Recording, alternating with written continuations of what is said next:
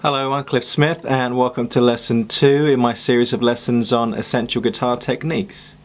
Today we're going to look at basic strumming. Okay, so we're going to be playing an E chord, E major chord here. I'll show you how to play that if you're not sure. Second finger of the left hand is on the second fret of the A string. Third finger is on the second fret of the D string, and my first finger is on the first fret of the G string. I'm strumming all the strings there. If I play the strings one at a time, it sounds like this.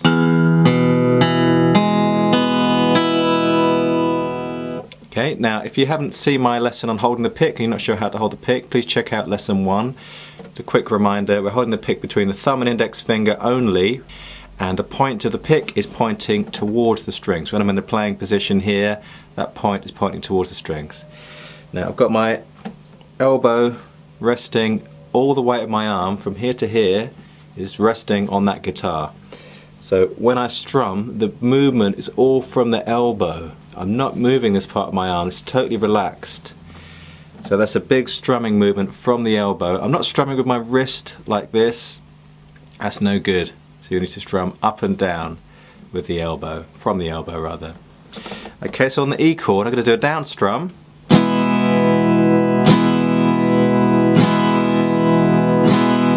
So notice when I strum that, I'm not starting right next to the bottom E string and stopping right next to the high E string. I'm starting quite a way above that, and when I finish my strum, I'm finishing quite a way below that. So there's a bit of space either side of the strum. You've got to make sure that it's a big relaxed movement. If you try and play a very short strum from one string to the next, you have to tense your arm up quite a lot to do that, and it just doesn't work.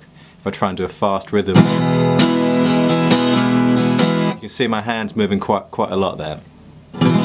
Okay, so the down strum, you strum all the strings of the chord. This E major chord, or E chord, we play all the strings. If I was playing an A minor chord, which is second finger on the second fret of the D string, third finger second fret of the G string, first finger first fret of the B string, for an A minor chord we don't play the E string. So when I do my down strums there, I'm only going to play 5 strings. Okay, now on the upstrum of a chord, we're only going to hit about 3 strings. So I'm going to go back to the E chord again. I'm starting that upstrum on the first string, on the top E string, high E string. We generally always do that on an upstrum. Starting there, I'm hitting about 3 strings, and I'm avoiding the other 3. So I'm hitting these 3, E, the B and the G. Roughly. If you hit 2, if you hit 4, that's okay.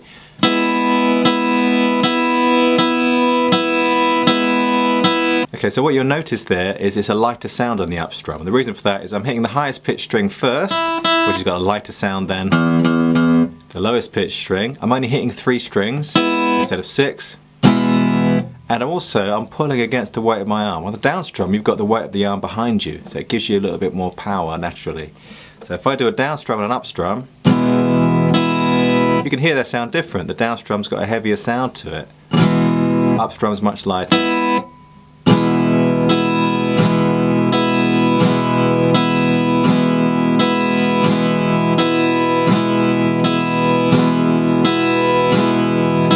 And generally in music, if you know about beats of the bar, on the down beat, or on the beat rather I should say, we do a down strum.